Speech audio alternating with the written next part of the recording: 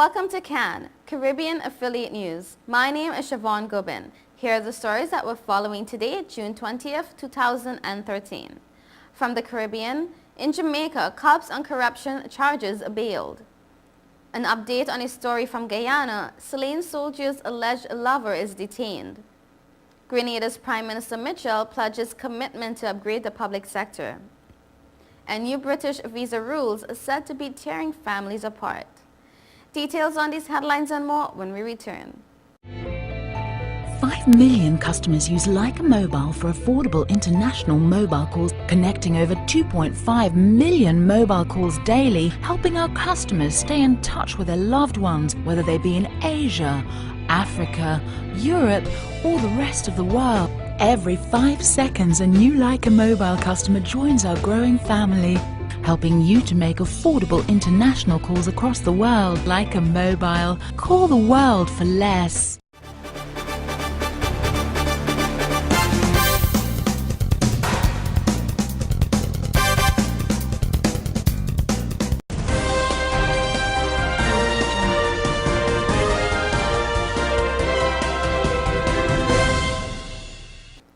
Welcome back to CAN, Caribbean Affiliate News. My name is Siobhan Gobin. This segment of the news is sponsored by Amrose Travel.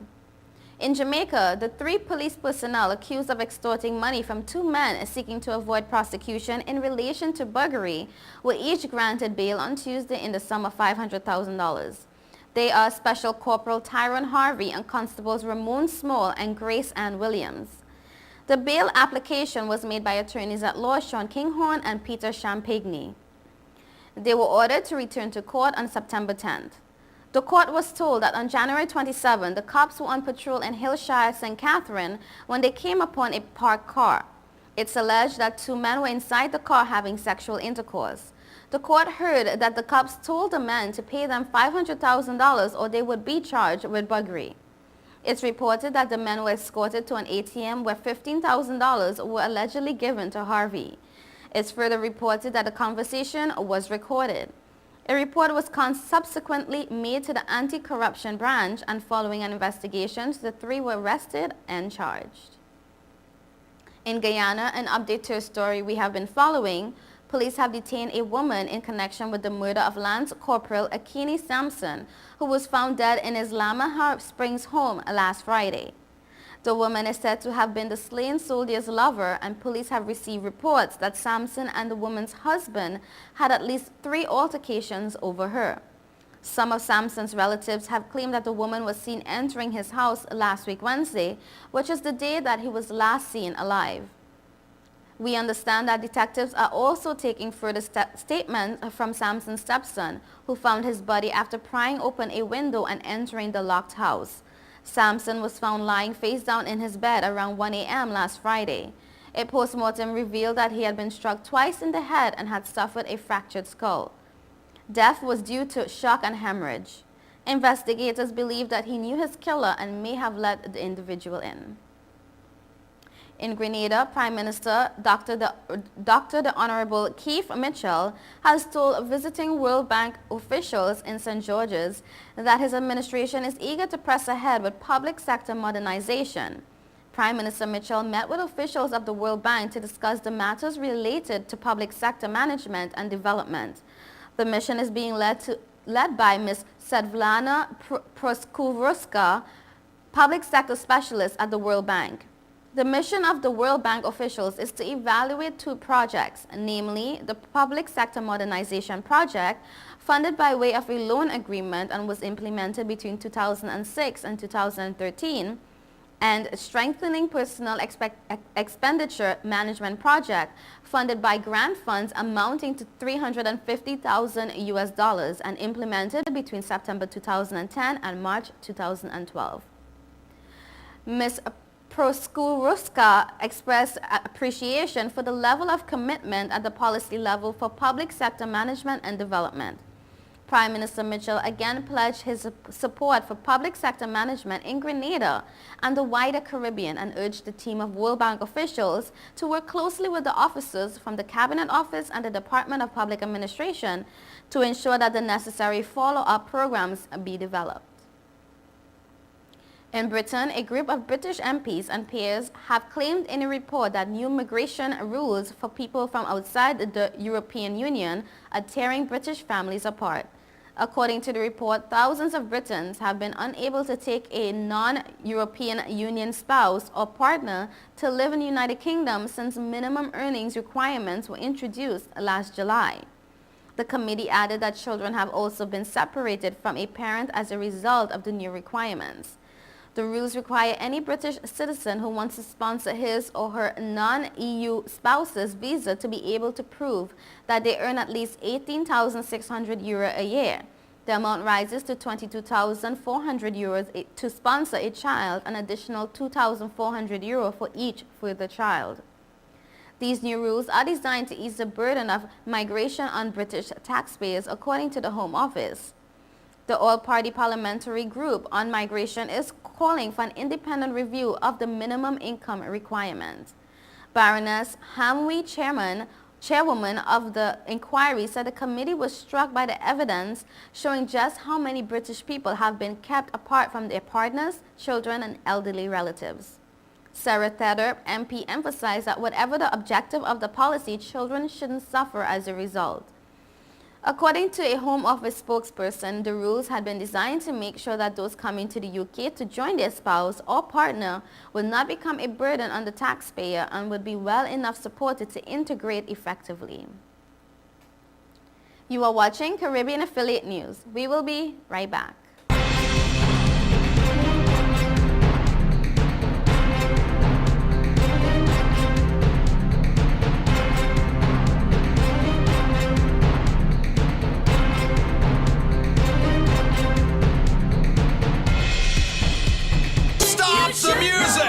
It's week 2 of our used car blowout month. And this week it's guaranteed credit approval. If we can't show you how to get approved, that car is on us. Log on now. GrecoAuto.com.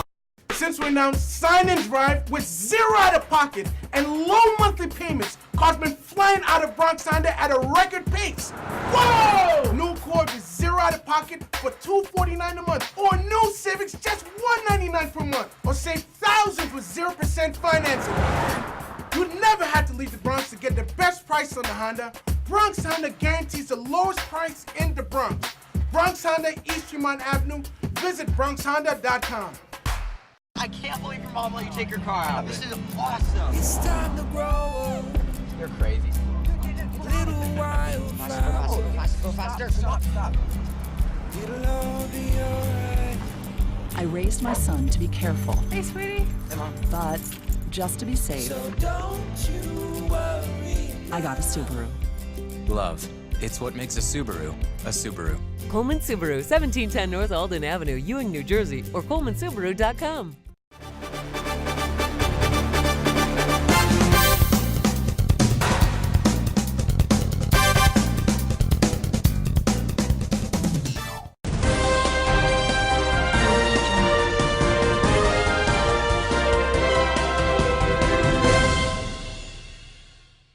Welcome back to Cannes. This segment is sponsored by Clear.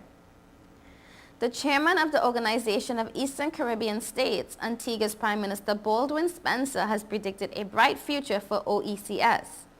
In his address to commemorate the 32nd anniversary of the OECS on the 18th of June, Mr. Spencer said today marks a pivotal day in our history, a day whereupon a new path was forged. He noted that since the formation of the OECS in 1981, the OECS have established strong and enduring institutions that have been lauded for their stability and resourcefulness, such as the Eastern Caribbean Central Bank, the Eastern Caribbean Supreme Court, the Eastern Caribbean Stock Exchange, and the Eastern Caribbean Civil Aviation Authority. According to Mr. Spencer, it is also worth highlighting that the member states have jointly undertaken other successful initiatives in the realms of functional cooperation, joint procurement of pharmaceuticals, joint overseas diplomatic representations, and policy harmonization in various spheres such as education and tourism. However, the most significant and ambitious endeavor has been the design and establishment of the Economic Union of Eastern Caribbean States. He said in accordance with the provisions of the revised treaty, the OECS has been further strengthened through the creation of an enhanced institutional architecture to include new bodies to guide the integration process and improve the way in which joint decisions are taken. Mr. Spencer noted that there is much to look forward to in the near future. Quite naturally, there will be challenges, but we are resolved to surmount them. The OECS is rising to the occasion by building inner resilience while becoming increasingly outward-looking in order to create meaningful and sustainable change that will keep citizens secure and improve standards of living, he says. The OECS members are Dominica, St. Vincent and the Grenadines, Antigua and Barbuda, Grenada, St. Kitts and Nevis, St. Lucia, the British Virgin Islands, Montserrat and Anguilla. A deployment of Canadian Armed Forces will be joining the United Nations peacekeeping mission in Haiti, Canada's government announced yesterday. A 34-member CAF platoon from Quebec will be joining the Brazilian peacekeeping battalion in Haiti until December. The team departs on Friday after having trained in Brazil.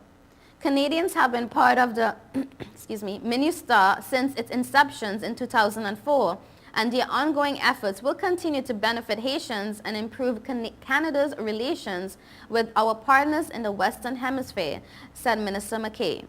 Until now, Canada has had 5 military staff officers deployed on MINUSTAH's Operation Hamlet, which is the name for Canada's participation in the operation, since May. Another 90 Canadian police officers have been serving with the UN in the country. And I quote, "This deployment will also further develop our relationship and enhance our military cooperation with Brazil.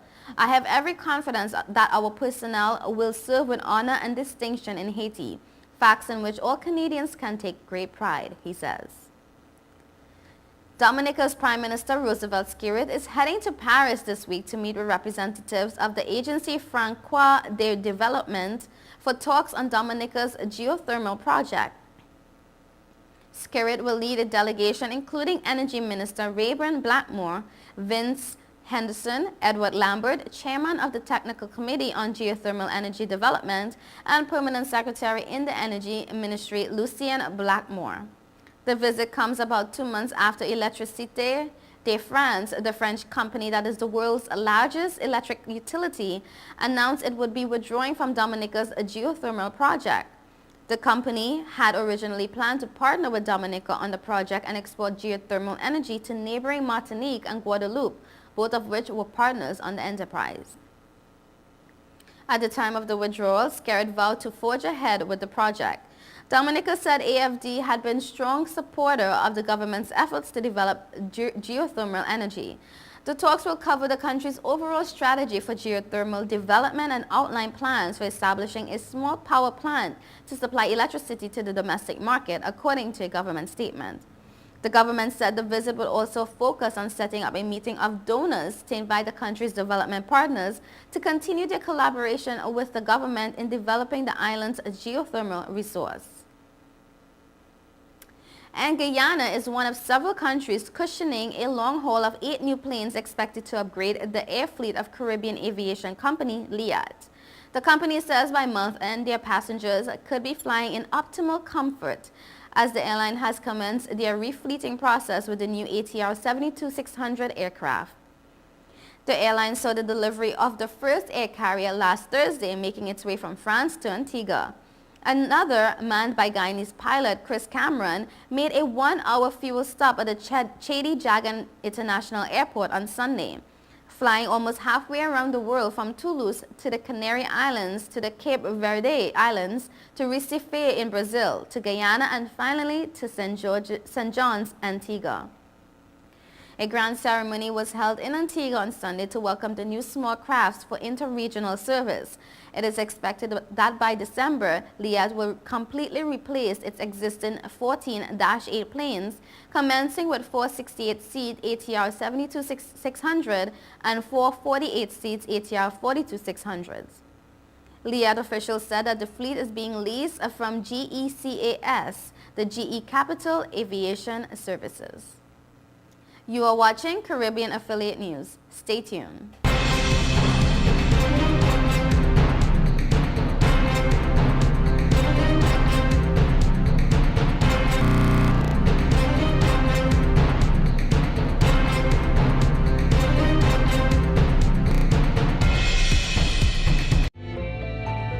5 million customers use Leica Mobile for affordable international mobile calls, connecting over 2.5 million mobile calls daily, helping our customers stay in touch with their loved ones, whether they be in Asia, Africa, Europe, or the rest of the world.